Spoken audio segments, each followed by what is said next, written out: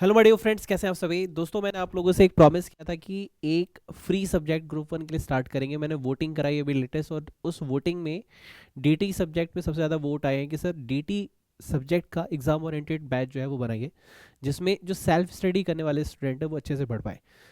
First of all मैं कुछ doubts clear करना चाहूँगा, और वो डाउट आपके लिए जानना जरूरी है। सबसे पहले, क्या सर ये फास्ट ट्रैक है? No sir, this is not a fast track, this is a exam oriented course. ठीक है। एग्जाम ओरिएंटेड में और क्लास लेक्चर में क्या फ़र्क होता है? बातों का। उसमें क्या होता है, एक ही चीज़ को समझाने के लिए हम 10 बार एक्सप्लेन करते हैं, और एग्जाम ओरिएंटेड में क्या होता है, पर्टिकुलर चीज़ को प्रॉपर वे में डिफाइन होता है, लेकिन एग्जाम्पल लिमिटेड रखते हैं कि कम टाइम में भी हम फुल सिलेबस पढ़ सकें। फास्ट ट्रैक में क्या होता है, जल्दी जल्दी जल्दी जल्दी बता दो इंपॉर्टेंट टॉपिक, और कुछ टॉपिक छोड़ दो जो एग्जाम के एंगल से कम इंपॉर्टेंट है। लेकिन एग्जाम ओरिएंटेड में हम सारी चीज़ें पढ़ेंगे जो कम इंपॉर्टेंट है एग्जाम के लिए, हम उसको भी पढ़ेंगे कि कहीं गलती से पूछ लिया तो हमें पता होना चाहिए। ठीक। Second thing, sir number of lectures कितने आएंगे इसके ऊपर? ठीक है, नंबर ऑफ लेक्चर्स कितने आएंगे? तो देखो, जो मैं कैलकुलेट कर पा रहा हूँ, अराउंड 50 to 60 लेक्चर्स जाने चाहिए मिनिमम, 50 एंड मैक्सिमम 60। तो आज से आप लोग काउंट कर लो 50 to 60 लेक्चर्स, जितने भी डेट पे आप पहुंच रहे हो एग्जैक्टली वही होने वाला है। मेरी जो कैलकुलेशन कहती है कि 15 to 31 मार्च ये लेक्चर जाने वाले हैं। सर क्या ये 100% सिलेबस कवर्ड होंगे? हाँ। सर क्या ये रेगुलर लेक्चर आएंगे? थर्ड क्वेश्चन कि सर इसका टाइमिंग क्या होने वाला है? तो टाइमिंग देखो, टाइम जो होगा इसका इवनिंग 7 to 9 PM के अराउंड ये आपको लेक्चर्स मिलेंगे। सर डेज क्या होने वाले हैं?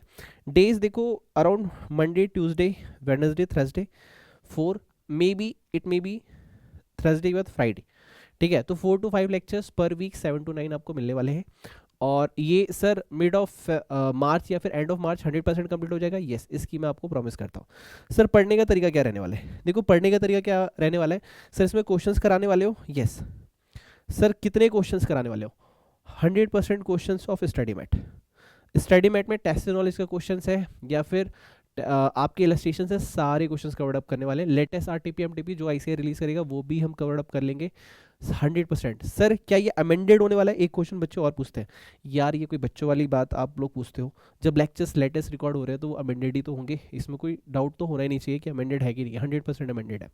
सर इसके बाद हमें कुछ और पढ़ना पड़ेगा? नो, ये 100% कॉम्प्रिहेंसिव है, इसके ऊपर कुछ नहीं पढ़ना पड़ेगा। सर क्या रिवीजन करना पड़ेगा? नहीं। जैसे जैसे लेक्चर नंबर हमने 1 डिस्कस किया, सेकंड पे जाएंगे हम 1 एंड सेकंड को कंबाइन रिवाइज करेंगे। थर्ड में फर्स्ट एंड सेकंड को रिवाइज करके तब हम थर्ड पे जाएंगे। और जो लास्ट लेक्चर होगा हर चैप्टर का, उसमें मैं फुल रिवीजन करके आपको दूंगा। तो आपको खुद से कोई मेहनत नहीं करनी है, खुद से सिर्फ आपको प्रॉमिस करने, आपको कुछ प्रॉमिस करने मेरे साथ। प्रॉमिस ये, नंबर 1 प्रॉमिस, मम्मी कसम है, सेल्फ स्टडी आप लोग कर रहे हो, मैं चाहता हूँ इस बार आप पास करें, और टैक्सेशन में आपके ब्रिलियंट मार्क्स आने चाहिए। नोटिस करना, टैक्सेशन में 70+ 90+ लाने में बहुत दिक्कत होती है। क्यों? क्योंकि आप कॉम्प्रिहेंसिव लेवल पे अच्छे से पढ़ते ही नहीं हैं।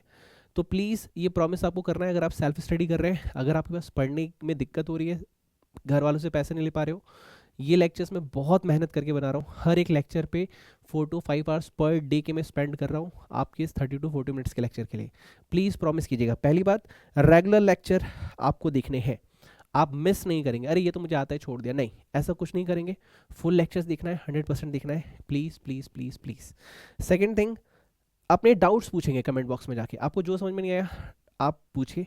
अगर मुझे लगेगा कि आपका बेसिक डाउट है तो मैं आपको कहूँगा वॉच लेक्चर अगेन। अगर आपका ऐसा डाउट है कि हाँ यार ये चीज़ मैं बताना रह गया, तो उसे नेक्स्ट लेक्चर में मैं कवर अप कर लूँगा। प्लीज़ अपने डाउट पूछिएगा कमेंट बॉक्स में जाके। थर्ड, प्लीज़ चैनल को सब्सक्राइब कर लीजिएगा एंड अपने दोस्तों में शेयर कीजिएगा जो सेल्फ स्टडी कर रहे हैं। देखो यार, कोई भी चीज़ अच्छी होती है ना, तो उसके लिए बहुत अच्छे लोगों का सपोर्ट चाहिए। जब तक आप लोग का सपोर्ट नहीं मिलेगा, कोई भी अच्छी चीज़ ग्रो नहीं हो पाती। मैं 2016 में आया था सेम कॉन्सेप्ट को लेके, बहुत लोगों का सपोर्ट मिला तो मैं आज जाके यहाँ पे पहुँचा हूँ।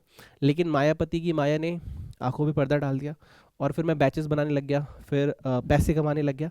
मैंने उसको अब साइड किया है 2023 से। मैं चाहता हूँ कि सेल्फ स्टडी लोगों के लिए बहुत सारी चीज़ें प्रमोट करूँ। तो प्लीज़ सपोर्ट दिस चैनल, ताकि मैं पूरी 100% इंटेंसिटी के साथ, 100% आउटपुट के साथ आप लोगों के लिए मेहनत कर पाऊँ। Now the last thing, sir notes कैसे होंगे? देखो, नोट्स के लिए मेरे पास आपको बताने के लिए 3 बातें हैं। ठीक है, ध्यान सुनिएगा।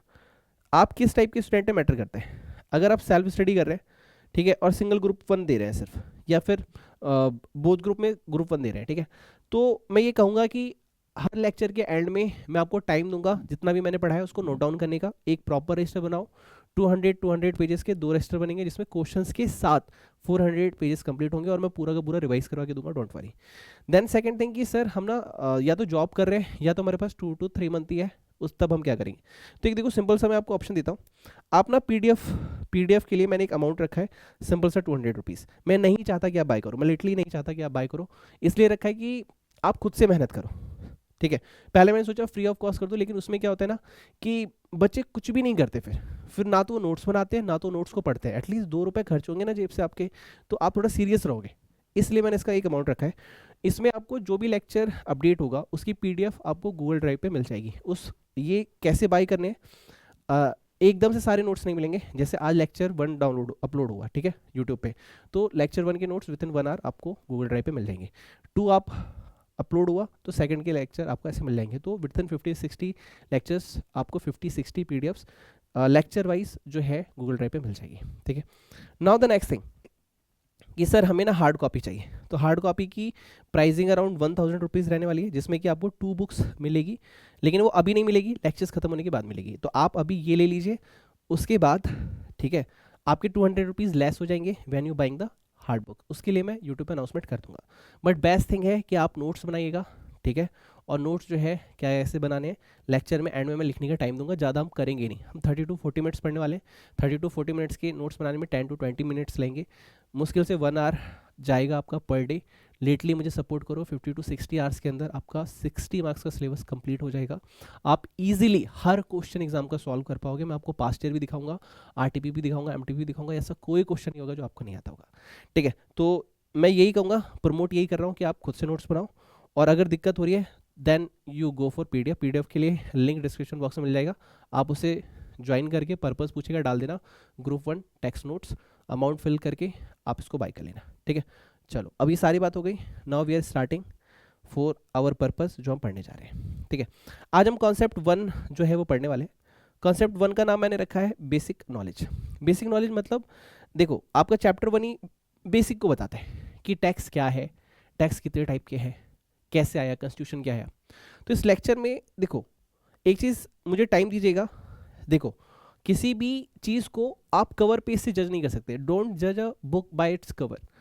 पहले टाइम दो सब्जेक्ट को, तब वो सब्जेक्ट तुम्हारा होता है। बहुत सारे लोग क्या कहते हैं, यार मुझे समझ में नहीं आ रहा। समझ में तब आएगा जब आप टाइम दोगे। कई बार कोई इंसान आपको एक मीटिंग में खराब लगता है, लेकिन वो आपके अच्छे के लिए बोल रहा होता है, ठीक है। कई बार चीज़ों को वक्त देना चाहिए, वक्त देने से दोस्ती और रिलेशंस डेवलप होते हैं। तो टैक्सेशन एक ऐसा सब्जेक्ट है जिसमें आपको वक्त देना पड़ेगा, मल्टीपल रिविजन्स देने पड़ेंगे, तब जाके आपको पता है कितने सारे सेक्शंस हैं इसके अंदर। टीडीएस तक पहुंच जाते हैं, आपने कभी भी टैक्स पढ़ा होगा तो 190 सेक्शंस, बहुत सारे। लेकिन मैं लिटरली आपको सेक्शन वाइज सेक्शन चीज़ें याद कराऊंगा।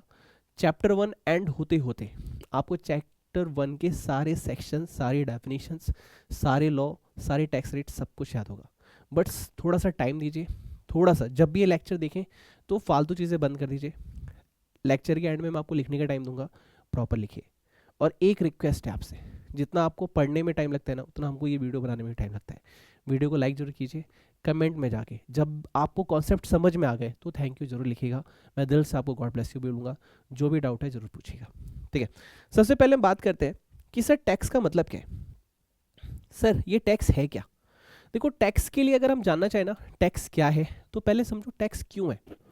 देखो एक्चुअली क्या होता है, जो हमारी गवर्नमेंट है उसको बहुत सारी चीज़ें हमारे सोसाइटी में कंडक्ट करनी होती है। जैसे आपके लिए पुलिस की सर्विस होती है, आर्मी की सर्विस होती है, हॉस्पिटल्स होते हैं, इंफ्रास्ट्रक्चर्स होते कि नहीं होते। उसके बाद क्या होता है, आपको क्या चाहिए, आपको लाइट चाहिए, आपको वाटर सप्लाई चाहिए, आपको बसेस चाहिए, मेट्रोस चाहिए, रेलवे स्टेशन चाहिए। तो गवर्नमेंट ये सब करना तो चाहती है, ऐसा नहीं क्यों करना नहीं चाहती, करना चाहती है, लेकिन हर काम को करने के लिए पैसा चाहिए होता है। तो टैक्स क्यों लेती है गवर्नमेंट। गवर्नमेंट टैक्स इसलिए लेती है कि गवर्नमेंट को ये सारे खर्चे कहीं ना कहीं आपको ही कंट्रीब्यूट करने हैं। तो गवर्नमेंट ये पैसे लेके इन सभी चीज़ों पे खर्च करती है ताकि हमारे देश को एक बेस्ट लेवल पे ले जाया जा सके। तो टैक्स क्यों है, टैक्स इसलिए है ताकि गवर्नमेंट आपसे पैसे लेके आपको ही रिटर्न कर दे। पहली चीज़ तो ये समझिए कि गवर्नमेंट उसे लेके, सर वो तो अपने स्टाफ की भी सैलरी देती है, यार ये देखो ये तो सिंपल सा रूल है। अब ये मत कहिए कि वो आपसे पैसे लेके स्टाफ को सैलरी देते। मान लीजिए पुलिस वाले भैया आपके घर में चोरी हो गई, लेट सपोज आपको पहली सैलरी मिली, आप चार्टेड अकाउंटेंट बने, 2 लाख रुपए आपका पर मंथ का सैलरी था, 2 लाख रुपए लेके आ रहे, किसी ने चाकू रखा आपकी गर्दन पर और बोले चल पैसे निकाल। किसको फोन लगाएंगे सबसे पहले, पापा को, भैया को? अल्टीमेटली वो किसके पास जाएंगे, पुलिस वाले के पास। कितने बजे जाओगे, कोई टाइम फिक्स है, 9 बजे, 10 बजे, 7 बजे? नहीं, आप इमीडिएटली भागोगे पुलिस स्टेशन कि सर हमारी मदद करो, सर कुछ गुंडों ने हमारे पैसे छीन लिए, या हमारे घर में कुछ गुंडे आ गए, सर प्लीज़ हमारी हेल्प करो। तो वो इंसान दिन रात आपके लिए मेहनत कर रहा है, तो क्या उसके जो घर पे भी बच्चे हैं उनको भी तो खाने के लिए कुछ ना कुछ चाहिए, उनकी स्कूल की फीस कैसे जाएगी? तो देखो यार, पहली चीज़ इमोशनल तो आप होते ही हो, लेकिन थोड़ा सा लॉजिकल भी सोचो कि गवर्नमेंट को टैक्स क्यों चाहिए, क्यों ले रहा है। आप ये नहीं बोल सकते कि सर सारे पैसे हम पे थोड़ा खर्च होते हैं, वो तो अपनी भी ज़रूरतें पूरी करते हैं। अब एक बात बताओ, आप, आपके पापा को सैलरी मिलती है, कितने पैसे वो भगवान के गले में डाल देते हैं खुशी से? क्या पूरी सैलरी डाल देंगे? नहीं, वो क्या बोलते हैं, भगवान देखो दूध का इतना, बिजली बिल इतना, घर का किराया इतना, बेटे की फीस इतनी, ट्यूशन फीस इतनी, ससुराल वालों में ये हो गया, भाई को ये हो गया, पूरा खर्चा एंड में 100, 200, 500, 2000, एग्जाम्पल ले रहा हूँ। क्या आप अपने खुद से, जब आप चार्टेड अकाउंटेंट बन जाएंगे, आप लेट सपोज कभी आपको पैसे मिले हो, ठीक है, आपके बर्थडे पे, कितने पैसे आपने भगवान को दिए होंगे? पूरे दे दिए कभी? सच सच बोलना, हाँ? नहीं दिए ना? तो देखो, इसीलिए एक क्वेश्चन और आता है कि टैक्स इज मैंडेटरी और ऑप्शनल। तो टैक्स देना मैंडेटरी होता है सर, ऑप्शनल नहीं होता, क्योंकि वो पता है कि जब पैसा आता है ना तो नीयत सबकी खराब हो जाती है। तो नीयत आपकी ना खराब हो, ध्यान सुनेगा, नीयत आपकी ना खराब हो, इसलिए गवर्नमेंट ने इसे मैंडेटरी रखा है। क्योंकि अगर आप अपनी मर्जी से टैक्स देने लगे ना, तो हो सकता है कि भारत का हर एक सिपाही खाने भी नसीब ना हो यार। मैं बाकियों की बात नहीं कर रहा, पॉलिटिक्स की, मैं सिपाहियों की बात कर रहा हूँ। The soldiers behind us, they are working 24 hours. हम लोग खुशी से इसलिए काम कर पा रहे हैं क्योंकि वो अपनी खुशियाँ छोड़ के बॉर्डर पे खड़े हैं। तो उनको वो ठीक है, they want to become a soldier, but emotions तो उनके पास भी है ना, फैमिली उनके पास भी है। तो मम्मी उनकी कैसे खाएगी, उनके बच्चे स्कूल कैसे जाएंगे? तो गवर्नमेंट ने इसलिए टैक्स रखा है कि यार ये सारे खर्चे कराने के लिए ना हमें भी पैसों की ज़रूरत पड़ती है। थोड़ा इमोशनली कनेक्ट कर पा रहे हो?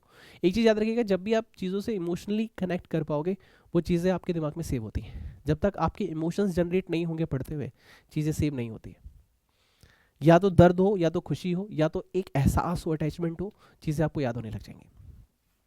देखो इन्होंने क्या बोला आपके स्टडी मेट ने, taxes are considered to be the cost of living in a society. क्या sir, cost of living in a society? मतलब कि एक तरीके से क्या है कि देखो, गवर्नमेंट को अपना खर्चा चलाना है, तो उस खर्चे को चलाने के लिए उसको पैसों की जरूरत है, तो वही पैसा वो एज अ टैक्स आपसे ले रहे हैं। Taxes are levied by the government, क्यों लिया जा रहा है? Meet the common welfare expenditure of the society.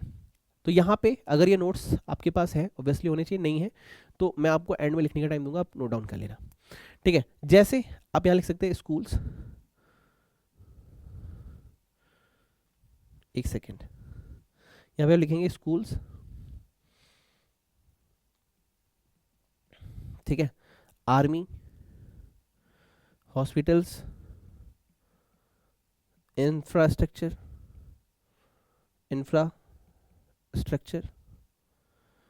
आप समझो, ये चीज़ें आप लिखो। इससे क्या होगा कि जब आप चीज़ें रिवाइज करेंगे तो रिकॉल आ गया, हाँ सर ने एग्जांपल दिया था, आप इमोशनली कनेक्ट कर पाओगे।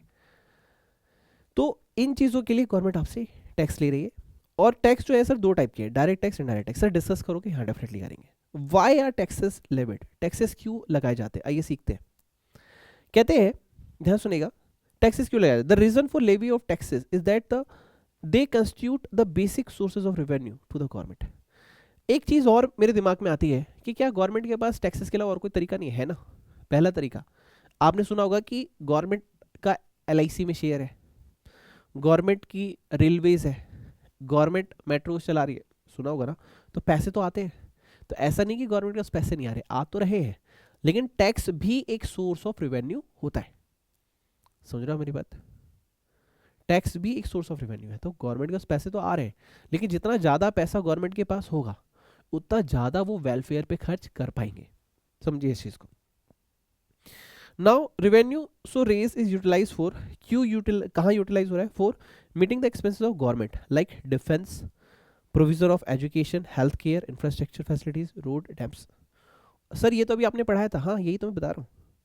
अच्छा एक काम छोटा सा करेंगे आप, ये जो मैं आपको पढ़ा रहा हूँ ना, डिक्टो स्टडी मैट, एक छोटा सा काम करना, स्टडी मैट का पहला चैप्टर जाके ऑन करना, पीडीएफ आईसीआई की डाउनलोड करें, फिर मैच करना। और सर आप तो पूरा स्टडी मैट पढ़ा रहे हो, माय डियर फ्रेंड, मार्क्स तभी आएंगे जब आपको स्टडी मैट पूरा आता होगा। और सबसे बड़ी बात, पूरा स्टडी मैट आपको डिक्टो याद करा के दूंगा, हर एक प्रोविजन, क्लास एंड होते पे भी जो पढ़ा है हमने पूरा रिवाइज करेंगे, ठीक है। ओके सर, टैक्सेस जो होते हैं ना, दो टाइप के होते हैं, एक डायरेक्ट टैक्स, एक इनडायरेक्ट टैक्स। टैक्सेस कितने टाइप्स के होते हैं सर? 2 टाइप्स के होते हैं, एक डायरेक्ट टैक्स होता है और एक इनडायरेक्ट टैक्स होता है। Sir direct tax indirect tax में फर्क क्या होता है? हाँ ये बहुत अच्छा क्वेश्चन है। लेट सपोज मैंने आपको पढ़ाया, ठीक है, मान लीजिए 1000 बुक्स जो है सोल्ड आउट हो गई, और पर बुक लेट सपोज 1000 की, तो 1000 बुक्स सोल्ड आउट हो गई 1000 की, ठीक है। लेट सपोज मेरे पास 1 लाख रुपीज़ आ गए। सर 1 लाख पे टैक्स लगता है? नहीं। सर जीएसटी लगता है क्या? हाँ। पहली चीज तो डायरेक्ट टैक्स में और इनडायरेक्ट टैक्स में समझो, डायरेक्ट टैक्स में क्या होता है कि तुम्हारा स्लैब रेट एक होता है। अभी स्लैब रेट क्या होता है, विद इन 2 to 3 लेक्चर्स हम सीखेंगे। अगर इतने अमाउंट से ज़्यादा तुम कमा रहे हो, हर एज का एक स्लैब रेट है। अगर आप 60 ईयर्स तक हो तो इतना, 60 to 80 हो तो इतना, 80 से ज़्यादा हो तो इतना, आप जितना भी एज है उसके हिसाब से स्लैब रेट है। कि अगर आप 5 लाख रुपए कमा रहे हो तो इतना स्लैब रेट है, 10 लाख कमा रहे हो तो उतना है, 1 करोड़ कमा रहे हो तो उतना है। अगर आप कुछ भी नहीं कमा रहे हो, 10,000 रुपये कमा रहे हो, क्या टैक्स लगेगा? डिपेंड अपॉन किस टाइप की रेवेन्यू आप जनरेट कर रहे हो। तो डायरेक्ट टैक्स में क्या होता है कि जो इंसान पैसा कमा रहा है, और कितना पैसा, एक बेसिक एग्जाम्पशन लिमिट से ज़्यादा। एक वर्ड हम सीखने वाले हैं with in 2 to 3 lecture, basic exemption limit, 2.5 lakh, 5 lakh, 10 lakh, अभी सीखेंगे हम। अगर बेसिक एग्जाम्पशन लिमिट से आप ज़्यादा कमा रहे हो, तो जो भी पैसा आप ज़्यादा कमा रहे हो उस पर गवर्नमेंट आपसे टैक्स लेगी। ये होता है डायरेक्ट टैक्स। इनडायरेक्ट टैक्स में क्या होता है, आप पठान मूवी देखने गए, आप केजीएफ देखने गए, आप RRR देखने गए, RRR, राजा मौली सर, क्या ऑब्वियसली देखी होगी आपने, ये मत कहेगा इन तीनों में से कोई मूवी नहीं देखी, देख लेना, अच्छी मूवी है। तो अगर मान लीजिए आप ये मूवी देखने गए, ठीक है, ब्रह्मास्त्र हो गया, तो आप मूवी देखने से पहले ही गवर्नमेंट को टैक्स पे कर देते हो। जैसे आपने टिकट बाय किया ना, गवर्नमेंट के पास टैक्स चला गया। सर प्रॉफिट किसने कमाया? क्या मूवी देखने वाले ने प्रॉफिट कमाया? नहीं, मूवी बेचने वाले ने प्रॉफिट कमाया। लेकिन वो बर्डन जो है वो आपसे कलेक्ट करता है। यानी जो पैसा कमा रहा है वो टैक्स तो पे करता है, लेकिन खुद की जेब से नहीं, आपसे वसूलता है और गवर्नमेंट को पे करता है। इनडायरेक्ट टैक्स, इनडायरेक्ट टैक्स में क्या होता है कि जो पर्सन पे कर रहा है गवर्नमेंट को टैक्स, वैसे इसका एक्सेप्शन भी है, RCM, रिवर्स चार्ज मैकेनिज्म, ठीक है, जीएसटी के अंदर पढ़ेंगे। हल्का सा हिंट दे रहा हूँ, नहीं समझ में आया तो कोई बात नहीं। मुझे लेट सपोज मैंने आपसे, सर बुक्स के ऊपर टैक्स लगता है क्या? इस क्वेश्चन को हटाओ, मैं एग्जांपल दे रहा हूँ, चलो फोन का ले लेते हैं। लेट सपोज एप्पल फोन, ठीक है, कितने का सर? 1 लाख का। जीएसटी कितने लगा? 18,000। कितने का हुआ? 1,18,000, ठीक है, 1,18,000। गवर्नमेंट को 18,000 पे करना पड़ा। क्या एप्पल कंपनी ने खुद से लिया? क्या नहीं, मेरे से लिया। कितना? 1,18,000। 1 लाख खुद रखा, 18,000 गवर्नमेंट को। अरे भाई एप्पल कंपनी जब 1 लाख का तुम फोन ले रहे हो तो तुम अपनी जेब से टैक्स क्यों नहीं भर रहे हो? This is indirect tax. आप कुछ भी खरीदते हो, मैकडी में बर्गर लेते हो, पिज्जा लेते हो, डोमिनोज में जाके कुछ भी खा रहे हो, पी रहे हो, हर चीज पे गवर्नमेंट आपसे टैक्स। सर पार्ले जी का बिस्कुट, सारी महंगी चीजें छोड़ो, पार्ले जी का बिस्कुट तो कभी खाया होगा, पार्ले जी के बिस्कुट पे भी गवर्नमेंट आपके खाने से पहले आपसे टैक्स ले रही है। हो गवर्नमेंट ऐसे करती क्या? हाँ मियाँ, कैसा बातें कर रहे हो तुम। तो गवर्नमेंट आपसे वो चीज कंज्यूम होने से पहले ही टैक्स ले लेती है, और टैक्स भी आप भर रहे हो और आपको पता ही नहीं है। समझो इस चीज का, टैक्स भी आप ही भर रहे हो और आप ही को पता नहीं है, ठीक है। ओके, ये चीज समझ में आ गई क्या? यस। यानी दोनों में फर्क क्या है? डायरेक्ट टैक्स में जो इंसान इनकम अर्न करता है वही गवर्नमेंट को अपनी इनकम के बेसिस पे, बेसिक एग्जाम्पशन लिमिट के बेसिस पे टैक्स पे करता है। इनडायरेक्ट टैक्स में क्या होता है कि जो इंसान पैसा कमा रहा है वो टैक्स नहीं भरता, वो अपना बर्डन उस इंसान पे शिफ्ट करता है जो उस चीज को कंज्यूम कर रहा है, वेदर इट इज गुड्स और सर्विस, कॉल्ड जीएसटी। तो हम जीएसटी के अंदर पढ़ेंगे। इतना क्लियर हुआ क्या? सर कितना मिनट पढ़ा हमने? मुश्किल से 10 से 12 मिनट। सर क्या क्या पढ़ लिया? सर देखो, मीनिंग ऑफ टैक्स पढ़ा, meaning of tax, why tax levied, direct tax, indirect tax, types. एक बार रिवाइज करते हैं फटाफट। सर टैक्सेस क्या होता है? सर टैक्स का मतलब क्या होता है कि गवर्नमेंट को कहीं ना कहीं जो भी खर्चे कर रहे हैं उसके लिए पैसा चाहिए। अगर गवर्नमेंट जिन लोगों से खर्चा करवा रही, जो लोग गवर्नमेंट के लिए काम कर रहे हैं, अगर गवर्नमेंट उनको सैलरी नहीं देगी तो वो काम नहीं करेंगे, क्योंकि उनका फैमिली कैसे चलेगा, उनको भी तो अपनी फैमिली चलानी है। जो भी खर्चा कर, इंफ्रास्ट्रक्चर रोड बनानी है, चलोगे आप, बनवाएगी गवर्नमेंट, पैसा तो चाहिए। सेफ रहोगे आप, लड़ेगी आर्मी, पैसा तो चाहिए। ठीक होगे आप, चलेगा हॉस्पिटल, पैसा तो चाहिए। तो cost of living things government को बियर करनी पड़ रही है आप लोग के लिए, ताकि आपकी लिविंग जो लेवल है, स्टैंडर्ड है, वो हाई हो। तो गवर्नमेंट को इसलिए पैसा चाहिए। एक क्वेश्चन मैंने और ऐड किया, एमसीक्यू में पूछा सकता है, मैंडेटरी है या ऑप्शनल है। सर ये मैंडेटरी होता है, क्यों? वरना आप अपनी जेब से कभी भी पैसा निकालोगे ही नहीं। निकालोगे क्या? मैंने वो वाला एग्जांपल दिया, भगवान वाला, कि कितना अपनी श्रद्धा से भगवान को पैसा डालते। देखो देखो, बुरा मत मानना, हम लोग अपने पर्स में देखते हैं ना, सबसे छोटा नोट कौन सा है? 200 रुपया, 2 रुपया, 5 रुपया। कभी देखा क्या सबसे महंगा वाला नोट निकाल के दिया हो आपने? हो सकता है, आई एम जस्ट किडिंग। अच्छा सच्ची सच्ची कमेंट बॉक्स में जाके बताना। क्लास को इंटरेस्टिंग बनाओ ना यार, ऐसा क्यों लगे कि मैं वन वे बढ़ा रहा हूँ। आप जो भी मन में आए टाइप करो, फील होता है कि हाँ मैंने कुछ सिखाया। प्लीज़, बहुत मेहनत लगती है इन चीज़ों में, अगर आप सपोर्ट करेंगे ना, मैं लिटरली आपको एजुकेशन में कभी पीछे नहीं होने दूंगा। कम से कम आप ये तो गॉड को नहीं बोलोगे कि किसी ने मदद नहीं की। मैं मदद करना चाहता हूँ, बट आप भी सपोर्ट करो, इस चैनल को सब्सक्राइब करो, वीडियो को शेयर करो, ताकि ये अच्छी चीज़ें और लोगों तक पहुँचे। ठीक है, तो क्या हम खुद से जेब में मतलब पैसा देते हैं क्या मंदिर में? बिल्कुल नहीं। तो क्या गवर्नमेंट को देंगे? बिल्कुल नहीं। कितना देंगे? कम से कम। बट कम से कम में अच्छी चीज़ें तो डेवलप हो ही नहीं सकती। तो गवर्नमेंट ने मैंडेटरी कर रखा है कि भैया आपको पैसा देना ही पड़ेगा। Now taxes are two types, एक है डायरेक्ट टैक्स, एक है इनडायरेक्ट टैक्स। डायरेक्ट टैक्स में क्या होता है? जो पर्सन इनकम अर्न कर रहा है वही बियर करता है। इनडायरेक्ट टैक्स में क्या होता है? इनडायरेक्ट टैक्स में जो पर्सन बंदा इनकम अर्न कर रहा है, जैसे एप्पल कंपनी वाले अर्न तो कर रहे हैं, लेकिन शिफ्ट उसमें कर रहे हैं जो उसको कंज्यूम कर रहा है। ठीक है, इतनी क्लियर हो गई, दैट्स इट। अब पावर टू लेवी टैक्सेस, क्या एग्जाम में इसका क्वेश्चन आता है? सर जीएसटी में तो आया है, मैंने इनकम टैक्स में कभी नहीं देखा, but for the sake of knowledge we just learn it. Okay, कोशिश करते हैं सीखने की। सबसे पहली चीज, द कॉन्स्टिट्यूशन ऑफ इंडिया, यानी हमारा जो भारत का संविधान है, वो in article 265 less down that, क्या लेस डाउन मतलब? सर वो सैफ अली खान वाला लेस, क्या चिप्स वाला लेस? अरे नहीं भाई, लेस डाउन मतलब वो बता रहा है, समझा रहा है। क्या कह रहा है जरा सुनते हैं। कहता है no tax shall be levied or collected except by authority of law, यानी no tax shall be levied, कोई ना तो टैक्स लगा सकता है ना तो कलेक्ट कर सकता है, एक्सेप्ट मतलब छोड़कर, अथॉरिटी ऑफ लॉ, यानी गवर्नमेंट के अलावा, सिंपल वर्ड में गवर्नमेंट के अलावा कोई भी पर्सन ना तो टैक्स लगा सकता है ना तो कलेक्ट कर सकता है।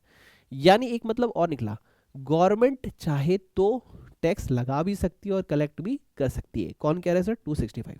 क्या सर ये चीज एग्जाम में आ सकती है? एमसीक्यू पर्पस, ये आपको लिखने के पर्पस से नहीं पूछेगा, एमसीक्यू पूछ सकता है कि एमसीक्यू में आर्टिकल 265 क्या बोलता है? आर्टिकल 265 बोलता है कि गवर्नमेंट को छोड़ के बाकी कोई भी ऑर्गेनाइजेशन या कुछ भी, कोई भी ना तो टैक्स बना सकता है ना तो लगा सकता है।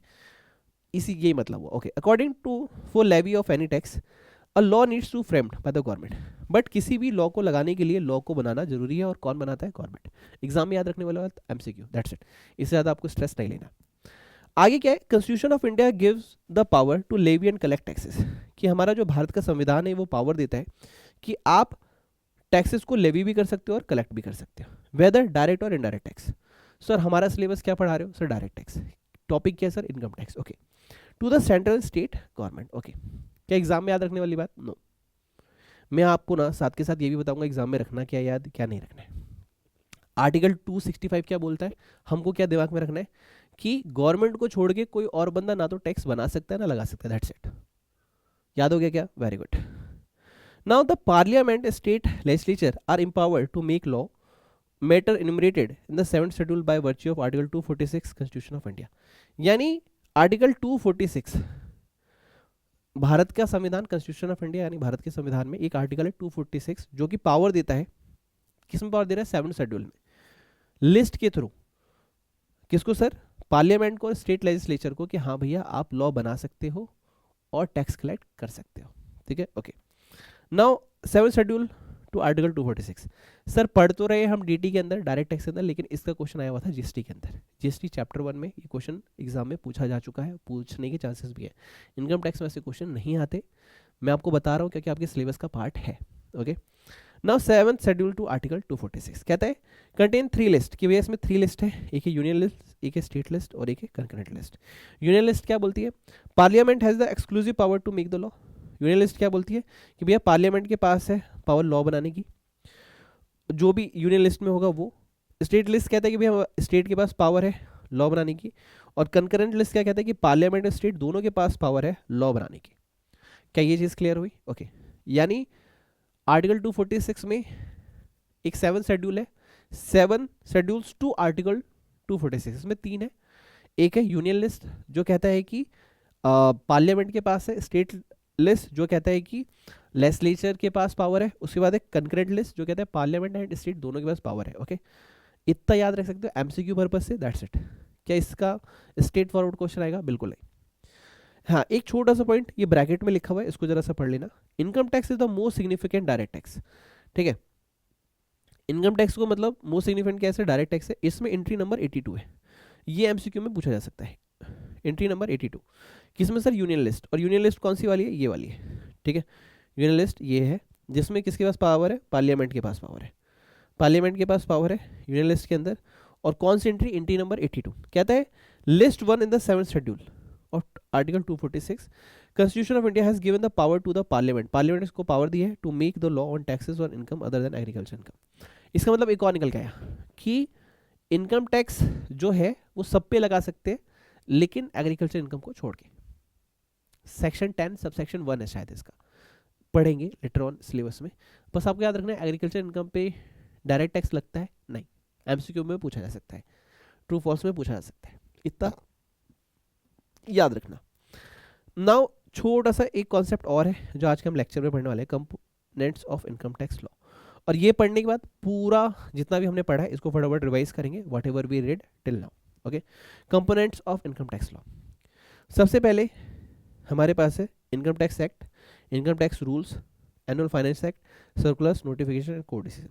देखो मैं बाकी चीज़ों को देखो ये ना बहुत ज़्यादा डिटेल में स्टडी मैट में गिवन हुआ है, लेकिन लिटरली मैं उसको प्रमोट नहीं करूँगा। क्यों प्रमोट नहीं करूँगा? क्योंकि एग्जाम में ये क्वेश्चन आपसे पूछेगा नहीं, नॉलेज के लिए पता होना चाहिए, वो मैं आपको बता रहा हूँ। सबसे पहली बात इनकम टैक्स एक्ट और इनकम टैक्स रूल में क्या फ़र्क है। देखो एक्ट और रूल में क्या फ़र्क है, मैं आपको सिंपल सा एग्जाम्पल देता हूँ, आपको क्लियर हो जाएगा। लेट सपोज आपने कभी ना कभी पापा के साथ या खुद से ड्राइविंग तो की होगी, स्कूटी ड्राइव की होगी, साइकिल ड्राइव की होगी, बाइक कार कुछ भी ड्राइव किया होगा। तो आपको पता है रेड लाइट पे 3 लाइट्स होती है, green, yellow and red. Red मतलब रुक जाना, ठीक है।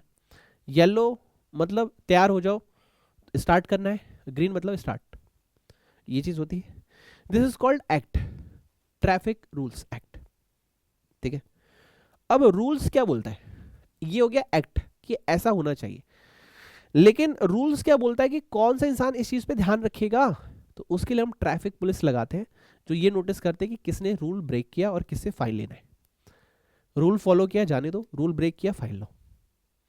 यानी एडमिनिस्ट्रेशन पर्पस का काम रूल्स में लिखा होता है कि कौन सा काम कौन सा पर्सन हैंडल करेगा और इस पे फाइन और पेनल्टी हुई तो कौन कैसे कलेक्ट करेगा, ये रूल्स बताता है। लेकिन कौन सा काम कैसे होना चाहिए ये एक्ट बताता है। तो एक्ट और रूल में क्या डिफरेंस हुआ, एक्ट ये बताता है कौन सी चीज़ कैसे होनी चाहिए, बट रूल्स ये बताता है कि कौन सा पर्सन कौन से काम को देखने वाला है। यानी फिल्म की स्टोरी एक्ट है, लेकिन उस स्टोरी को प्रैक्टिकली करवाना ये रूल्स बताता है। ओके इसके बाद सर्कुलर्स एंड नोटिफिकेशन। अब देखो सर्कुलर्स एंड नोटिफिकेशंस में क्या डिफरेंस होता है। सर्कुलर्स क्या होता है, गवर्नमेंट के अपने पर्सनल डिपार्टमेंट्स के लिए होते हैं। जैसे कभी कोई चीज़ किसी को समझ में नहीं आ रही तो वो जो पॉइंट या मुद्दा समझ में नहीं आया तो सर्कुलर्स इशू होते हैं कि देखो यार इस पर्टिकुलर बात का ये मतलब होता है, दीज आर द सर्कुलर्स। बहुत सारी चीज़ें होती है डिपार्टमेंट के अंदर कि ये चीज़ें समझ में नहीं आती। जीएसटी के अंदर एक कॉन्सेप्ट आता है, उसमें क्या होता है जॉब वर्क का एक क्वेश्चन पूछने की कोशिश करते हैं कि एक इंसान ना पेंटिंग बनाता है, पेंटिंग के लिए क्या, अब वो दूसरे स्टेट में अपनी पेंटिंग लिस्ट शो करता है, 2 दिन का एग्जीबिशन है, फिर वो आ गया, बताओ ये कैसे ट्रीट करोगे, सप्लाई है या नहीं है, जॉब वर्क है नहीं है, क्या है ये। तो कुछ ऐसी चीज़ें आती है जिसमें डिपार्टमेंट को समझ में नहीं आता कि इसका ट्रीटमेंट ऐसे भी होता है वैसे भी होता है। जैसे मैं आपको एग्जाम्पल देता हूँ, जीएसटी के अंदर का एग्जाम्पल देता हूँ, उसमें क्या होता है कि पर्टिकुलर टॉपिक कंफ्यूजिंग होता है कि इसको हम सर्विस माने या फिर गुड्स माने। एग्जाम्पल लेते हैं, आपने लेक्चर्स बाय किए, लेट्स सपोज मेरे भी बहुत सारे बैच चलते हैं, एक टॉप 20 का बैच चल रहा है, ठीक है, रैंक होल्डर बैच। उसमें मैं बुक्स भी देता हूँ, टेस्ट सीरीज भी देता हूँ, उसके अंदर वीडियो लेक्चर्स भी देता हूँ, उसके अंदर काउंसलिंग फैसिलिटी भी देता हूँ। तो ये सर्विस माने, हार्ड बुक्स दी, या तो गुड्स माने, क्या माने? तो बहुत सारी ऐसी चीज़ें आती है जिसमें कंफ्यूजन होती है कि इसको क्या पर्टिकुलरली ट्रीट करना है। ये जीएसटी का एंगल नहीं, पूरे लॉ के अंदर होता है सर्कुलर्स। हर कंपनी लॉ में अपना सर्कुलर्स है, इनकम टैक्स में अपना है, जीएसटी में अपना है। बट सर्कुलर्स का मीनिंग क्या है वो समझो। सर्कुलर मतलब हमें पर्टिकुलर एक ही चीज़ को ट्रीट करने के अलग अलग तरीके हैं। जैसे एक एग्जांपल और देता हूँ आपको, इनकम टैक्स में ही सैलरी का टॉपिक पढ़ोगे, वहां पे आएगा 2 बच्चे या 2 से ज़्यादा बच्चे। एक जगह और आती है, ध्यान सुनेगा, लेट सपोज जो गिफ्ट मिला 50,000 तक एग्जाम्प्ट है, लेकिन 50,000 रुपीज वन एक और मिल गया, बट पूरा का पूरा टैक्सेबल है। ट्रीट कैसे करें इसको? 1 रुपये जो एक्स्ट्रा मिला उस पर टैक्स लगाएं गिफ्ट के तौर पे, या 50,000 1 रुपीज उसको लगाएं? तो सर्कुलर्स इसलिए आते हैं ताकि इन चीज़ों को और अच्छी तरीके से क्लेरिफाई किया जा सके। तो नोटिफिकेशन का तरीका आपको क्या समझाता हूँ मैं आपको। लेट सपोज कंपनी एक्ट 2013 आया, लेकिन कंपनी एक्ट जब 2013 आया तो ऐसा कि नहीं है कि कंपनी एक्ट के सारे सेक्शंस एक ही बार में पूरे अप्लाई हो गए। जब भी आपने कंपनी एक्ट पढ़ा होगा, आपने सुना होगा कि ये सेक्शन अभी अप्लाई नहीं हुआ है, या फिर ये सेक्शन अभी अप्लाई होगा। तो नोटिफिकेशंस क्या होता है कि वो लोगों के लिए होता है कि भैया ये वाला प्रोविजन अब इस दिन से अप्लीकेबल है। जैसे मोदी जी रात में आए, बोलते मित्रों कल से जीएसटी जो है 1 नेशन 1 टैक्स होगा। तो नोटिफिकेशन मतलब कौन सा एक्ट, कौन सा सेक्शन, कौन सा सब सेक्शन, कौन सा क्लॉज, कौन सा प्रोविजन कब से अप्लाई है, ये नोटिफिकेशन के थ्रू बताए जाते हैं। तो कोर्ट डिसीजन क्या होता है? कोर्ट डिसीजन में क्या होता है, कई बार कुछ ऐसे मुद्दे होते हैं जो कि डिस्कशन में रखे जाते हैं कि जैसे एग्जांपल देता हूँ, जब आप PGBP profit and gain from business and profession जब आप पढ़ेंगे, तो वहाँ पे एक टॉपिक आता है कि एक सिनेमा हॉल के लिए प्लांट एंड मशीनरी का टॉपिक है। एक सिनेमा हॉल के लिए जो फर्नीचर्स है, ध्यान सुनेगा, वो प्लांट एंड मशीनरी माने जाते हैं, लेकिन मेरे ऑफिस के लिए ये फर्नीचर माने जाएंगे, प्लांट एंड मशीनरी माने जाएंगे। तो इस पे भी डिस्कशन होती है। तो कई बार मैं आर्ग्यूमेंट कर रहा हूँ कि नहीं सर ये प्लांट एंड मशीनरी नहीं है, ये फर्नीचर है, क्योंकि फर्नीचर का टैक्स रेट 10% है, लेकिन प्लांट एंड मशीनरी का लेट सपोज 30 एंड 40% है। तो मैं चाहूंगा कि इसको दूसरी कैटेगरी में रखा जाए ताकि डेप्रिसिएशन ज़्यादा से ज़्यादा क्लेम हो, लेकिन गवर्नमेंट कह रही नहीं जी इसमें रखो। अब आर्ग्यूमेंट होता है। अब आर्ग्यूमेंट में जो सेटिस्फाई करेगा कंडीशंस को, जो बहुत अच्छे से एलोबरेट कर पाएगा, वो केस सबके लिए एप्लीकेबल हो जाता है कि भैया आने वाले समय में इस पर्टिकुलर बिजनेस के अंदर इस वाली चीज़ को ये माना जाएगा और ऐसे ट्रीट किया जाएगा। These are the court decisions. तो component of income tax law, कहना क्या चाहता हूँ component of income tax law के अंदर, मैं आपसे ये कहना चाहता हूँ कि पूरे इनकम टैक्स लॉ को समझने के लिए आपको एक्ट भी पढ़ना पड़ेगा, रूल्स भी पढ़ना पड़ेगा, सर्कुलर्स भी पढ़ना पड़ेगा, नोटिफिकेशन पढ़ना पड़ेगा, कोर्ट डिसीजंस भी टाइम टू टाइम पढ़ना पड़ेगा। सर ये एनुअल फाइनेंस एक्ट आपने नहीं बताया, एक्चुअली ये क्या होता है, आप जब से आपने 12th की है तब से आपको बुद्धि आ गई होगी, या बहुत सारी फैमिली में बिजनेस फैमिलीज होती है जो बोलते हैं अरे भाई बजट आ गया। तो बजट और फाइनेंस के बारे में आपने सुना होगा, तो हर साल अपना एक फाइनेंस एक्ट अप्लीकेबल होता है। तो 1961 1962 के बाद जो अभी चल रहा है, let suppose finance act 2000, finance act 2022, 25, 30, कहने का मतलब क्या है कि हर साल का अपना एक फाइनेंस एक्ट होता है, उसके अकॉर्डिंग हमें चीज़ों को इंटरप्रेट करना होता है। तो जब भी आप इनकम टैक्स लॉ को पढ़ेंगे इन बातों का आपको ध्यान रखना होगा। सर ये क्या क्वेश्चन अलग अलग पूछ सकता है? नहीं, ज़्यादा से ज़्यादा 2 to 3 मार्क्स में अगर थ्योरी पूछ लिया तो आपको हेड ही लिखनी है। एक्ट होता है, रूल्स होते हैं, सर्कुलर्स होते हैं, नोटिफिकेशन होते हैं, कोर्ट डिसीजन होते हैं, सब एक एक लाइन लिख लेना, दैट्स इट। इससे ज़्यादा नहीं पूछा जाएगा एग्जाम में। इसमें से अभी तक कोई भी क्वेश्चन नहीं पूछा गया डायरेक्टली। सो आज के लिए इतना ही, लेकिन इतना ही करने से पहले वीडियो को फटाफट लाइक करो एंड एक बार पूरा रिवाइज करते हैं, उसके बाद नेक्स्ट लेक्चर में मिलेंगे, ठीक है? तो आज से लेक्चर कंटिन्यू है। तो जैसा मैंने आपको बताया, Monday Tuesday Wednesday Thursday 4 lectures 4 days regular मिलेंगे, और अगर जरूरत पड़ी तो एक लेक्चर फ्राइडे या सैटरडे को भी आ जाया करेगा, ठीक है? डाउट्स के लिए आप कमेंट बॉक्स में पूरा डाउट्स मेंशन कर सकते हैं, ठीक है? ओके, अब मेरी बात को ध्यान सुनिएगा, बेसिक नॉलेज की बात करते हैं। सबसे पहले टैक्स क्या है और क्यों है? तो हमने समझा कि गवर्नमेंट को इंफ्रास्ट्रक्चर के लिए, पब्लिक वेलफेयर के लिए, हॉस्पिटल्स के लिए, आर्मी के लिए, डिफेंस के लिए बहुत सारे खर्चे करने होते हैं, और उन खर्चों के लिए गवर्नमेंट को पैसे की रिक्वायरमेंट होती है। लोग अपनी मर्जी से तो देंगे नहीं, मैंने क्या लॉजिक दिया आपको, लोग मंदिर में अपनी मर्जी से पैसे नहीं देते, तो फिर गवर्नमेंट को क्यों देंगे? Mark my words. तो क्या हुआ, अब लोगों को मैंडेटरी रखा गया, ऑप्शनल नहीं है, कंपलसरी है, टैक्स देना ही देना पड़ेगा। तो दो टाइप के टैक्स होते हैं, डायरेक्ट टैक्स होते हैं, इनडायरेक्ट टैक्स होता है। डायरेक्ट टैक्स में जो पर्सन इनकम अर्न कर रहा है वही गवर्नमेंट को टैक्स पे करता है। डायरेक्ट टैक्स, इनडायरेक्ट टैक्स में क्या होता है कि बर्डन जो है वो शिफ्ट कर दिया जाता है दूसरे पर्सन के ऊपर। इसके बाद हमने पावर टू लेवी टैक्स में पढ़ा। आर्टिकल 265 कहता है कि भैया गवर्नमेंट के अलावा ना तो कोई टैक्स लॉ बना सकता है, या फिर लॉ बना सकता है, ना तो कलेक्ट कर सकता है, और कोई नहीं कर सकता, गवर्नमेंट कर सकती है। उसके बाद हमने क्या पढ़ा, उसके बाद हमने पढ़ा कि भैया आर्टिकल 246 सेवन शेड्यूल है। सेवन शेड्यूल के अंदर 3 लिस्ट है, union list, state list, concurrent list.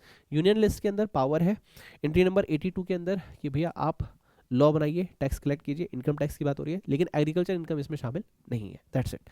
इस बाद आपने कंपोनेंट्स की बात की। कंपोनेंट्स में आपने क्या क्या देखा, कंपोनेंट्स में आपने इनकम टैक्स लॉ की बात की कि भाई इनकम टैक्स एक्ट होता है। एक्ट मतलब ये चीज़ें होनी कैसे चाहिए, रूल्स मतलब उसको प्रैक्टिकली कैसे अप्लाई किया जाए, सर्कुलर्स मतलब वो डिफाइन करते हैं कि पर्टिकुलर चीज़ें का पर्टिकुलर जगह क्या मीनिंग होता है। उसके बाद है नोटिफिकेशन, यानी पर्टिकुलर प्रोविजन किस दिन से अप्लाई होता है। कोर्ट डिसीजन, यानी कई बार कॉन्फ्लिक्ट आ जाते हैं, आर्ग्यूमेंट्स होते हैं गवर्नमेंट के साथ, तो एक डिसीजन निकाला जाता है कोर्ट के थ्रू कि इस जगह का इस चीज़ पे ऐसा मतलब होने वाला है। और फाइनेंस एक्ट का मतलब हमने क्या सीखा कि हर साल गवर्नमेंट बजट के बाद फाइनेंस एक्ट बिल रिलीज करती है, जिसका पर ईयर के हिसाब से अलग अलग डेफिनेशन मीनिंग होता है, स्लैब रेट्स वगैरह होते हैं, तो उन चीज़ों को उस असेसमेंट ईयर के हिसाब से डिस्कस करना होता है। ठीक है, तो इतना हमने पढ़ा आज के इस लेक्चर में। आई होप आपको पसंद आया होगा, कुछ भी समझ में आया हो, अच्छा लगा हो तो वीडियो को लाइक जरूर कीजिएगा, कोई भी डाउट हो तो कमेंट बॉक्स में जरूर कीजिएगा। बहुत मेहनत लगती है पर लेक्चर के हिसाब से, आप लोग सपोर्ट कीजिएगा ताकि मैं ऐसी और अच्छे कंटेंट उन सभी स्टूडेंट्स के लिए बना पाऊँ जो कि सेल्फ स्टडी कर रहे हैं। Wish all the best, God bless you, take care, bye bye. And हाँ, जैसा कि मैंने बोला लेक्चर्स को, नोट्स को पूरा लिखने का टाइम दूंगा, तो मैं वीडियो अभी स्क्रीन जूम कर रहा हूँ, आराम से लिख लीजिएगा अगर आप सेल्फ स्टडी कर रहे हैं और आपके पास टाइम कम हो तो जाके डिस्क्रिप्शन बॉक्स चेक कीजिएगा, लिंक को यूज़ कीजिएगा, बाय कर लीजिएगा, सॉफ्ट कॉपी आपको लेक्चर वाइज मिल जाएगी। ठीक है, चलिए, wish all the best and God bless you.